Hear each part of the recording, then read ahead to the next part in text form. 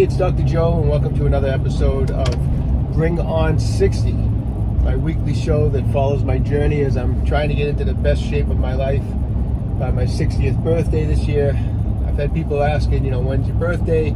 It is in September, so I still have time to get this old body into some decent shape by September. So I have a few months, and things are going great, working hard, feeling good.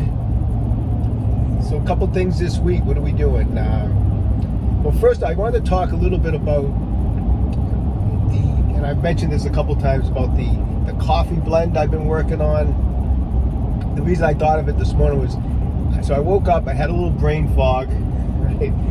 And I started taking some, I brewed some coffee, and I started having a few sips, and I'm just really happy how this particular blend I've been working on, how it just immediately cleared up the brain fog this morning. And I haven't mentioned it so far, but one of the main ingredients we're using in this Bring On 60 coffee, which I'm kind of calling more like a pre-workout drink, pre-going to work drink, because it's all about clarity and focus. And one of the main ingredients that I've found that works the best is I've been infusing the coffee with lion's mane mushrooms. And lion's mane is known for helping with clarity, focus, clearing out the brain fog. And one of the things I've been working on is trying to come up with the right blend. I want to get maximum benefit from the lion's mane, but if you use too much, it affects the taste of the coffee, so obviously we don't want that. And but the blend right now that I get going, I'm getting that really great focus, and the brain fog clears right up as soon as you drink it, but it tastes good still. So anyways, keep your eyes open. It's going to be hitting the market soon. So right now I'm tentatively calling this blend of coffee it's called, the brand is Bring On 60, calling it Ambition Fuel. But I'd love to have people kind of throw in some names that they might think might be a good name for this type of coffee. Like I said, it's a coffee for like a pre-workout, pre-going to work. It's all about focus, clarity, and right now I'm calling it Ambition Fuel. But if you have a name, submit the names, man. Like let me hear some names, and if I end up using your name, I'll tell you what I'll do. I'll send you half a dozen bags of the coffee when it hits the market. How's that sound? So anyways, send in some names of what just ideas you might have, what we can call this coffee. But I'm really excited because I feel like it's a good blend, and I've really noticed a big difference from it. So anyways, that's first thing on the list today. Next thing up, we are talking today about strengthening the core and the back to help prevent back injuries. As many of you know, adults are very susceptible to back injuries, and I've been a chiropractor for 33 years, and so I've seen thousands of back problems. And I know a big problem with backs in adults is obviously the lack of activity as we get older, and the lack of keeping up with strengthening the muscles that support the back. We just become less active. I talk about this. It's funny. I have a section. I talk about this in my book, A Fitness Carol, about how when we're younger, we're constantly moving, we're moving around, we're always exercising, we're always, even if we don't think we're exercising, we're just constantly in movement when we're young. And that constant movement is what keeps your back strong, your core strong. And then as we get older, less and less movement, more and more sitting, and the core muscles, the back muscles, everything atrophies, the spine has less support, and we end up with more and more back problems. And I would say, I don't think I'm exaggerating when I say at least 80% of the people that come in with back problems in my office, or reoccurring back problems, it's a lot of it's due to atrophy of all the supporting musculature.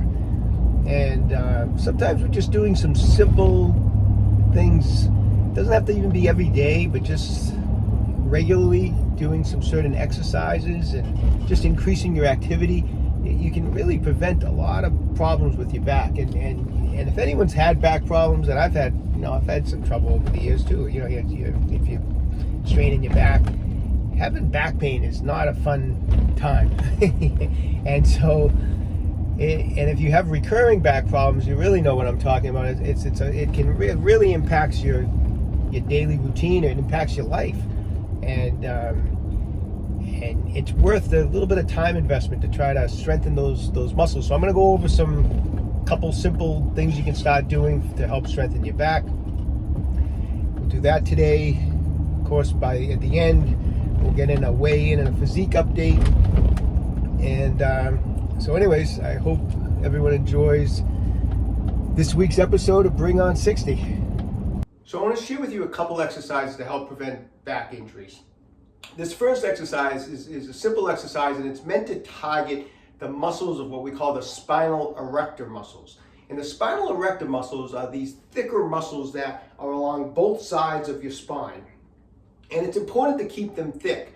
As we get older, they atrophy, and I've seen so many patients that come into my office, and the first time that I have the patient on the table, I always look at those erector muscles to see what type of development is there. And a lot of people have very flat, like atrophied spinal erector muscles. And those muscles are so important because the reason they're there is to stabilize that spine. And so we want to make sure that we exercise them and we keep them as thick as we can. We want to keep them as strong as possible. And this exercise will definitely help you. So you can I'll show you a couple different ways you can do it. If you're at home and you have like a TheraBall, maybe you have some other, and you can put some pillows, stack up some pillows. But I want you to get up on, say if you have a TheraBall, get up on the TheraBall like this. Hold on to something in front of you to stabilize you, just like that. And then what I want you to do from this position is just keep your legs together and extend out the legs till your body is straight. And at this point, I want you to squeeze the glutes. You should feel the muscles of the back contracting.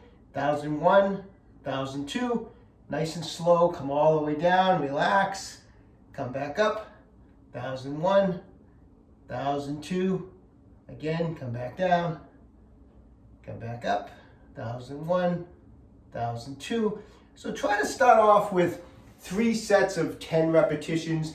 Try to build up to 3 sets of 15 or even 20 repetitions. Now another way you can do that is, say if you're at the gym and you can just grab like an exercise bench, like a bench like this, and just get up on the bench and hold underneath the bench, have the legs bent like this, and again you can just straighten out. 1001, 1002, come back down, and you can do it with a bench like that, okay? So anyways, that's a great simple exercise to build up those spinal erectors. The next muscle I want to show you an exercise for is for a deeper core muscle known as the Quadratus lumborum. Okay, so that exercise that we just went over, as we mentioned, were for the spinal erector muscles, which are the larger, thicker, more superficial muscles of the back. This exercise is for a deeper core muscle known as, I mentioned, the Quadratus lumborum, or as people just a lot of times refer to it as the QL. I like the sound of that a lot better, right? The QL. So on the QL, it's a deep core muscle that attaches directly into the lumbar spine.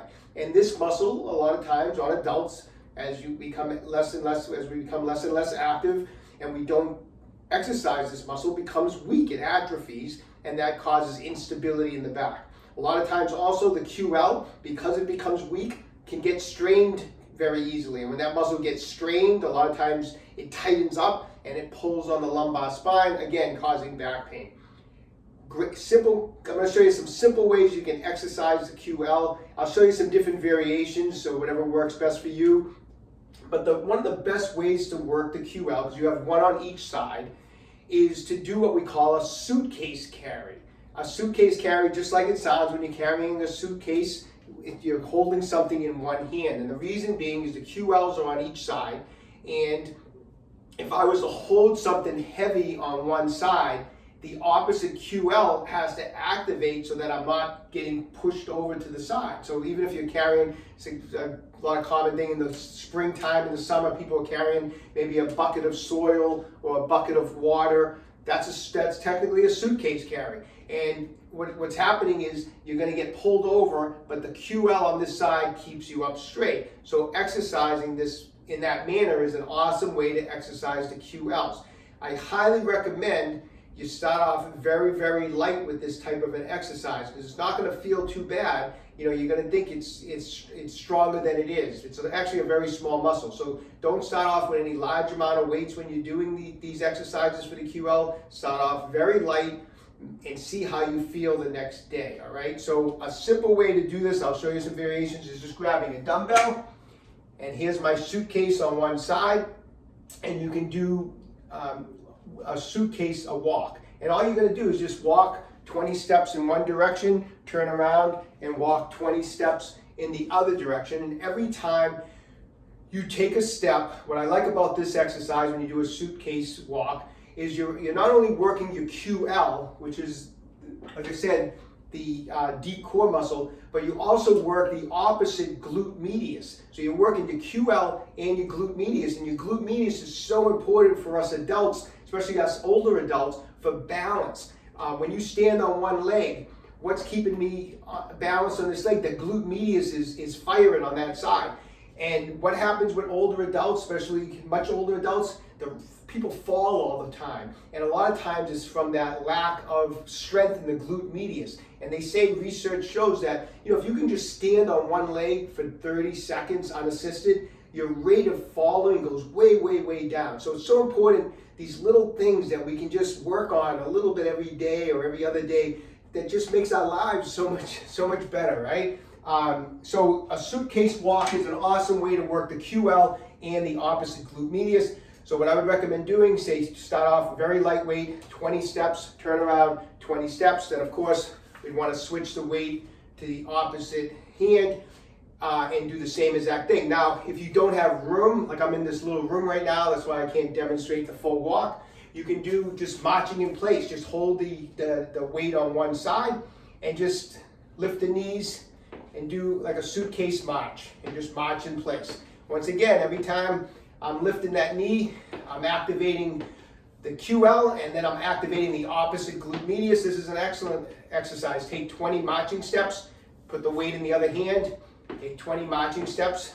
Great, great exercise for the QL, and like I said, once again, even the glute medius. One other thing you can do, and you don't have to do all of these, pick one just for a day. I'm not trying to give you 45 minutes worth of exercises for a day. Just a little bit, you know, just you can pick one exercise just to fire these muscles. That's the problem, is these muscles don't get fired. And we need to start firing up these muscles so that they don't get wasting, they don't waste away. Another thing is to just do a suitcase deadlift. Put the dumbbell on the ground, come down like this, like you're picking it up, and just lift it up. Just like that. Once again, excellent exercise to strengthen the deep core muscles. Of course, try to start off with maybe 3 sets of 10 of those, work up to 3 sets of say 15, switch arms, and of course you would do the opposite side, okay? Simple exercises that make our lives so much better and so much more fun. Okay, just had a great workout, quick weigh-in, physique update.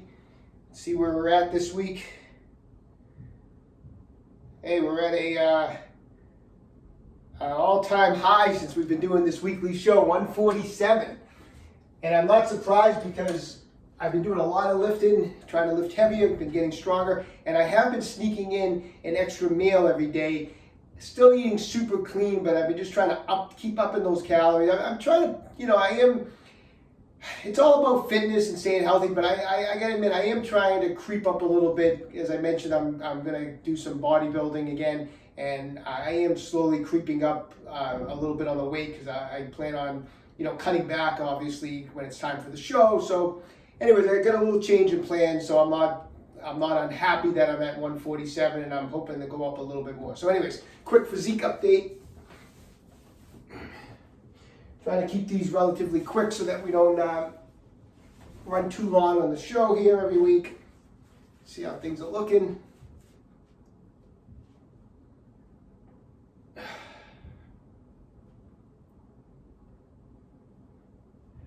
I feel like I've been filling in a little bit, which is good, probably because I put on a little extra weight.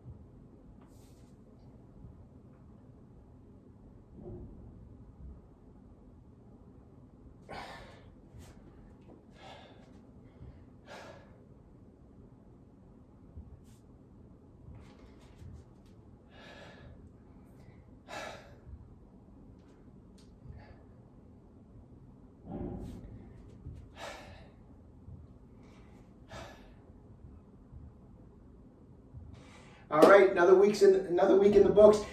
Hope everyone's doing great with their training. Keep training, stay young, train hard. Best of luck to everyone. See you next week.